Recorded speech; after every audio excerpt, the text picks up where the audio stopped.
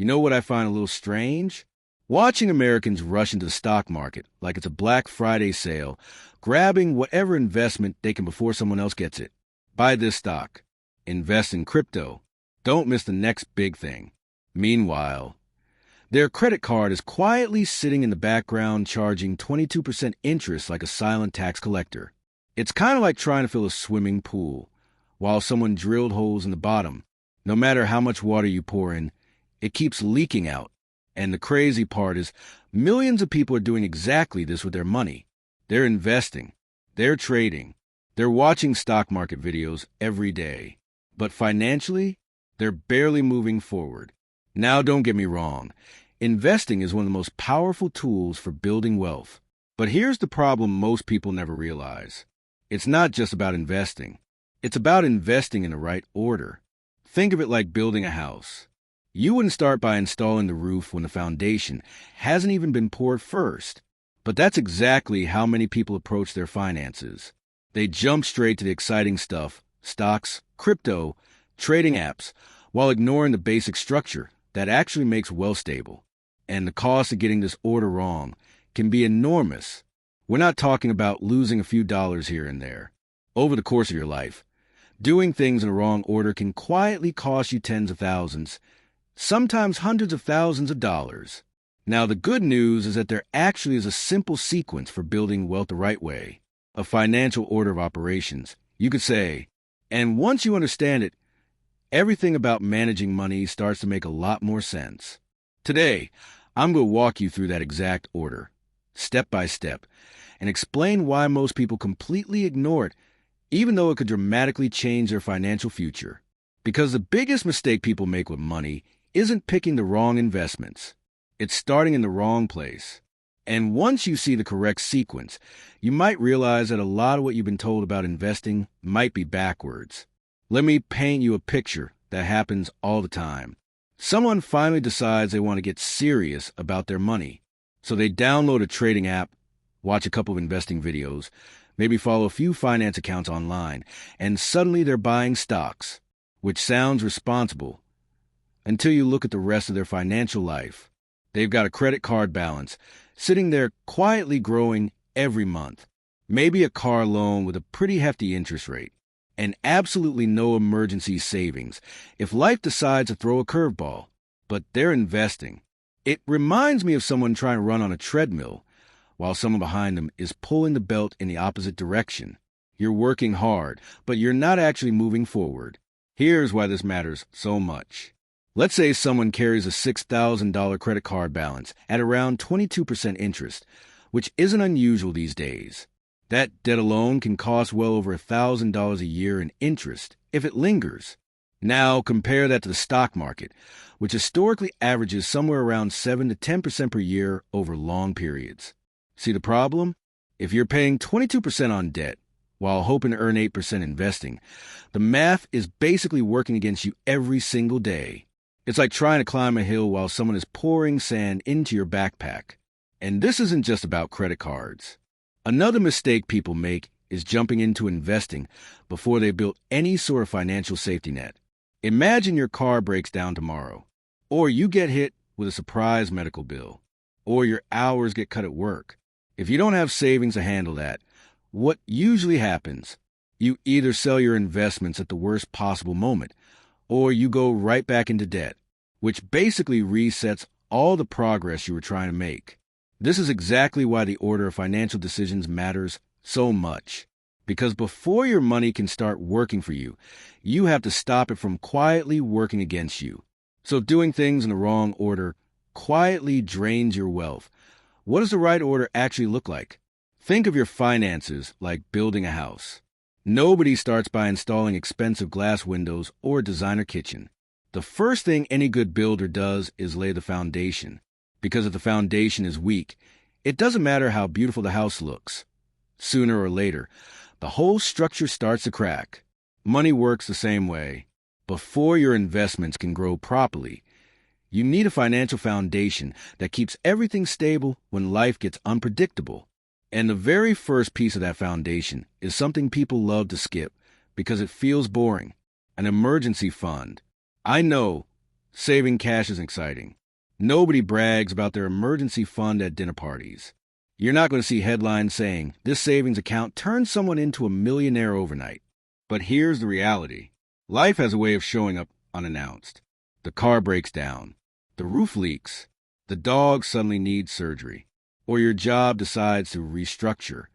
When something like that happens and you don't have savings, you're forced to do one of two things. Sell investments at the worst time or borrow money at high interest. Neither option is great. That's why the first step in the wealth building order is building a financial buffer. Most financial experts suggest somewhere between 3 to 6 months of living expenses. Now I know that number can sound intimidating, especially if you're just starting out. So instead of thinking about 6 months right away, think about it in stages. Start with your first $1,000. That small cushion already covers a lot of everyday emergencies: a car repair, a broken appliance, an unexpected bill. Once that's in place, you can gradually work toward 1 month of expenses, then 3, and eventually 6. And something interesting happens once you reach that point. You sleep better. Seriously. There's a huge psychological shift that happens when you know one unexpected bill isn't going to wreck your finances. It's like having shock absorbers on a car. Bumps in the road are still there, but they don't throw you off course anymore.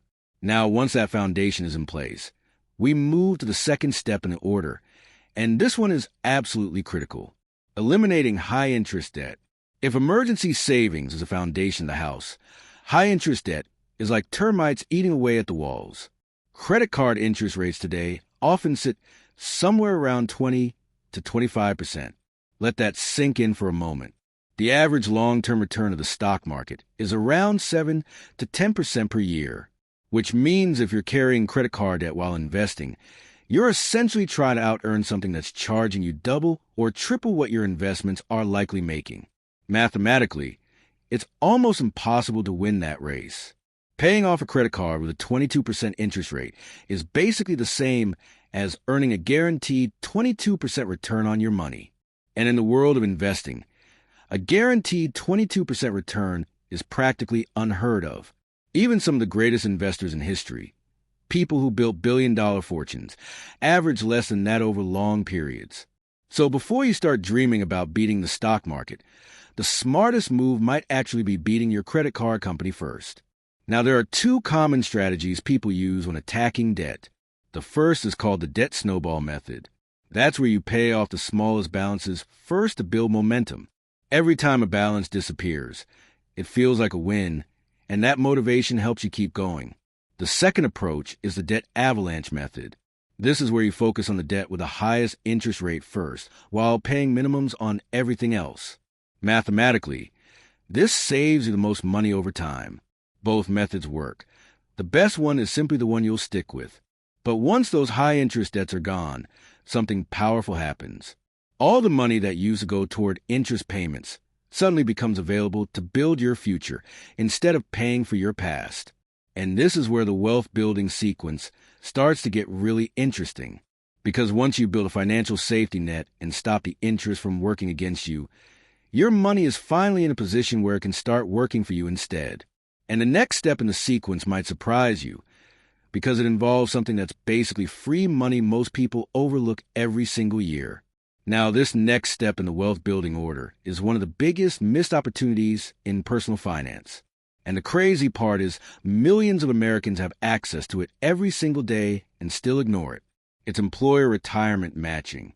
If you've ever had a job that offers something like a 401k match, this is what I'm talking about. Here's how it usually works. Your employer might say something like, "We'll match 50% of what you contribute, up to 6% of your salary." That might sound a little boring at first, but let's translate it into plain English. Imagine you earn $60,000 a year. If you contribute 6% of your salary, that's $3,600. Your employer might add another $1,800 on top of that. Just like that. No extra work. No extra hours. No side hustle. They simply give you the money. Think about that for a second. If you invested $3,600 and instantly received another $1,800, that's a 50% return immediately, not after 10 years. not after the market goes up. Immediately, in the investing world, a guaranteed return like that is almost impossible to find anywhere else. It's basically like walking down the street and finding a pile of money on the sidewalk. Except this pile shows up every single paycheck if you choose to pick it up, and yet many people don't. Some skip it because they think retirement is too far away. Others say they'll start later. But every year you delay taking advantage of an employer match is like turning down part of your salary. You earned it, but you left it sitting on the table. Now, once you're contributing enough to capture the full employer match, the next part of the sequence is where things start getting really powerful from a long-term wealth perspective. This is where tax-advantaged investing enters the picture, because the truth is, building wealth isn't just about how much you invest. It's also about how much of that money you get to keep. And the tax system plays a much bigger role in that than most people realize. Imagine two people investing the exact same amount of money, earning the exact same returns for the exact same number of years. But one of them has to pay taxes on their gains every single year, while the other gets to let their investments grow without interruption. Over time, the difference between those two investors can be enormous. Not because one was smarter, not because one picked better stocks, but because one understood something most people overlook.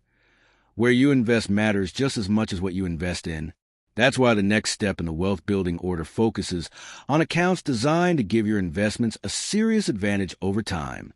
And once you understand how these accounts work, you start to realize that the financial system actually provides some incredibly powerful tools, if you know how to use them correctly. So when you step back and look at the entire sequence, building wealth actually becomes much less mysterious than people make it sound. It's not about chasing the hottest stock. It's not about predicting the next tech company that will explode in value. And it's definitely not about refreshing a trading app every 5 minutes, hoping your portfolio goes up. Real wealth is usually built in a much quieter way. It follows a simple order. First, you create stability with an emergency fund, so unexpected problems don't destroy your progress. Then you remove the biggest enemy of financial growth, high-interest debt, so your money stops leaking away in interest payments. After that, you take advantage of opportunities that are almost impossible to beat, like employer retirement matching, which is essentially free money.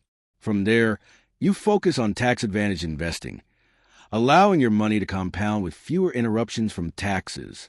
And finally, once those pieces are in place, that's when regular investing in the market truly starts to shine. Think of it like building a strong engine before entering a race. Most people jump straight into the race without checking if the engine even works. Then they wonder why they keep falling behind. But when the foundation is solid, something powerful begins to happen. Your finances become less stressful. Your investments become more consistent. And over time, compound growth starts doing what it does best, quietly turning small, steady contributions into something much larger. In fact, many people who eventually build significant wealth didn't do anything flashy at all. They simply followed the right system for a long time. And that's really the big lesson here. Financial success isn't usually about making one brilliant move. It's about avoiding the costly mistakes and following the right order. If this video helped you see money from a different perspective, make sure you hit the like button, because that tells YouTube to show this video to more people who might need it. And if you enjoy learning about investing, wealth building, and how money really works, consider subscribing to Chris Finance. Because on this channel, the goal isn't to hype the next big investment trend. It's to help you understand the systems that quietly build wealth over time. And trust me, once you understand those systems, managing money becomes a lot less confusing and a lot more powerful.